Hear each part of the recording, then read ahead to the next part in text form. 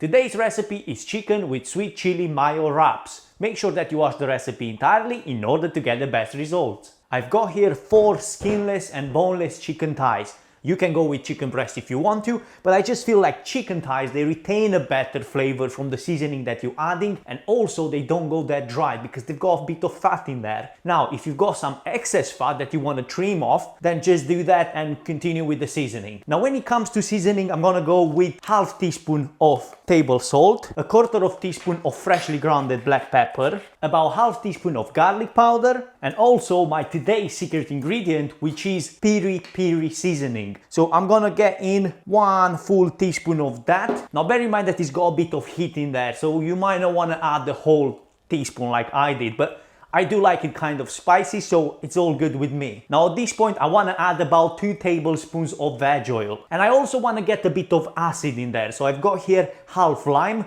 but I'm not going to go in with the whole thing. I'm going to slice it in half, so a quarter of lime goes in, just the juice. Now in an ideal world, you want to probably wrap these up, get it in the fridge overnight or up to 24 hours, and only after that cooking it, because the flavors will intensify, everything else will get just so much better. But that's in an ideal world. Today we're just gonna give it about an hour. That will be still fine. I mean, don't get me wrong, instead of like just going straight into the pan, that will do still a better job than just frying it right away. But before we do that, just make sure that you mix everything together so the chicken gets well coated into that seasoning. Let's wrap everything up and in the fridge it goes. While the chicken is marinated, we've got more than enough time to prepare our sweet chili mayonnaise. And you know me, I always try to make my mayonnaise from scratch because I feel like it's so easy, and I think you should do that too. All you need in this situation, 1 egg, a whole egg, but I'm only going to be using the egg yolk, so we need to separate that. Mustard, we're going to be using about half teaspoon in this situation.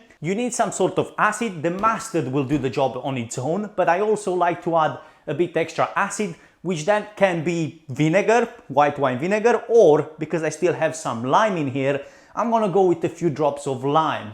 We can start gradually adding the oil, and in this situation, when you're making mayo, I suggest using a non-flavor oil, if that makes sense, something that is kind of neutral. In this situation, it's rapeseed oil. It works for me, but you can go with many others. You want to add your oil gradually, otherwise your mayonnaise will split. And for the amount of chicken I've got, I don't need a huge amount of mayonnaise, so I only added about 200 milliliters of veg oil. Now at this point, I'm gonna go in with about 2 tablespoons of sweet chili sauce. Chicken out the fridge, and now let's start frying. Set the pan on medium-high heat.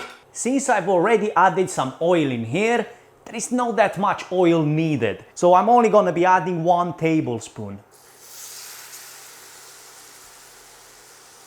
You'll cook your chicken until it gets golden brown in color, but more important is to cook it until it's safe to eat. That means a temperature of 75 degrees Celsius. Now the chicken starts getting a nice color on the outside. There is still more way to go, but at this point I want to add some butter. So I'm going to go in with about 20 grams of butter and also a few sprigs of thyme. This will punch even more flavor into the chicken, and also the butter will help keeping it moist. Take a spoon and baste your chicken for 1 or 2 minutes. And then after, we're gonna get it into the oven at 180 degrees Celsius for about 4 or 5 minutes, or until, as I mentioned, the chicken is cooked all the way through. Okay, so after about 5 minutes, let's see how our chicken looks like.